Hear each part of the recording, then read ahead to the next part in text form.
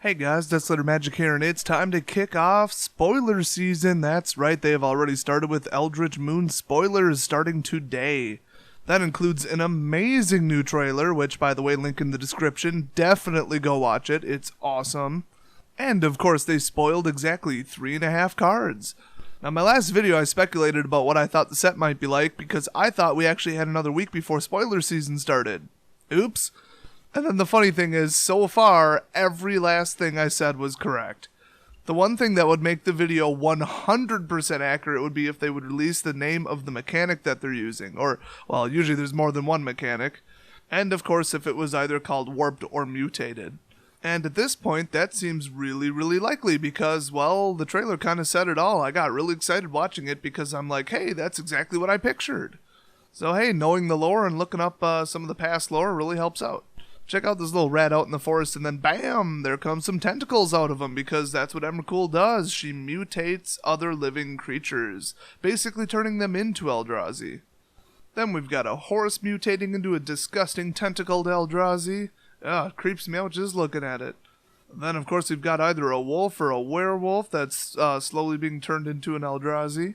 So I think mechanic having to do with being turned into an Eldrazi and sort of being, genetically altered or, whatever's really going on, that basically has to be part of the set at this point. It would be really weird if it wasn't, if it was just like cards and then they added like Rally 2.0 or something. And of course, if you haven't actually seen it yet, here is Emrakul knocking over a city in Innistrad. That is definitely the most menacing, creepy, most like on offense Emrakul that I've ever seen. And the other artwork, it looked kind of distant and mysterious but creepy. But this is just outright like, I'm gonna slap your town with my giant tentacles. And of course, that's super cool. Here's the original background from the spoiler website, uncovered without the animation. And as you can see, it's the townspeople kind of getting into a big old street brawl with basic and improvised weaponry against other townsfolk that have been turned into or partially turned into Eldrazi. They're not quite completely turned yet. You can still see that they're at least humanoid, and they're definitely wearing like, the cloaks and the hats and, fisherman gear and that kind of stuff. So I fully expect to see any kind of cards like, infected villager or, mutated werewolf or something like that.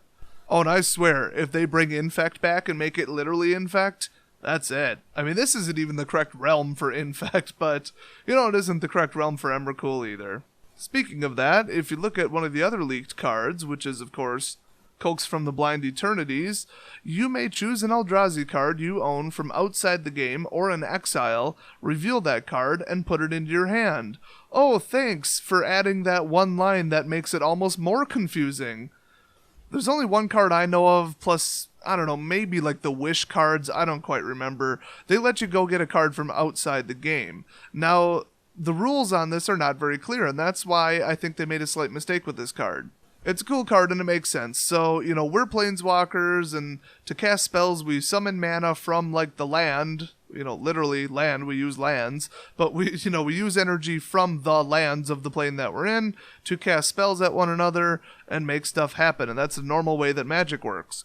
Now, the Eldrazi are so different. They're, like, incomprehensible, and they're from the space between realms, and, they didn't develop like the rest of the magic users, but they still have strength and abilities and powers. So since Emrakul is being summoned with an insane amount of mana, like the entire realm worth of mana with the Cryptoliths, and that's not normally how you summon a creature, from the Blind Eternities. That's not where, like, a 1/1 rat comes from. So they said, hey, let's put the Cryptoliths in the artwork, and then we'll summon Emrakul from the Blind Eternities, a.k.a. from outside the game. Get it? So it's kind of like super flavor and storyline following. And, rich storyline and really cool, like, oh, I just read about that, now it's on a card, that kind of stuff. That's great, except you do, at the end of the day, have to actually play the game.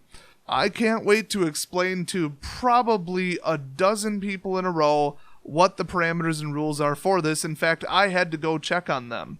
They actually changed the ruling about this, too, way back in the day, at least before 2009. I want to say, like, 06, 07, around there. They changed the rule about how this works. if you are going to grab a card from outside the game, don't get out your trade binder. Sorry, that's how it used to work, and that actually is how it works in some formats. From what I understand, basically any format without a sideboard. But in normal competitive official play, in standard and in modern, you are only allowed to go get a card from either exile or from your sideboard. Those are considered to be outside the game, but still, I don't know, involved in the game, I guess? I don't know. What I do know is that everybody's going to be using blue, so that once you Declaration and Stone Emrakul, you can bring her right back. And it's an extra fetch card, plus it's blue. Blue is powerful, blue has counters, blue has all kinds of, counter magic in general, just any kind of control spells, really. And then green for the mana ramp, so watch out for blue-green, and I would put in a pre-order while it's cheap on any kind of mythic or rare blue-green card. And then, of course, there's black, because check out Liliana. Exactly as I predicted, the undead cannot be warped into Eldrazi because they're not living things in the first place, so Liliana comes to save the day. I expect one of the most powerful Lilianas ever printed. They might even duplicate the old function of, I believe, the M14 Liliana, which was a Rise of the Dark Realms effect. Now, Rise of the Dark Realms cost 9. It said you take all creatures out of all graveyards and drop them straight onto your side of the battlefield. Devastating in 2-player, outrageous in multiplayer.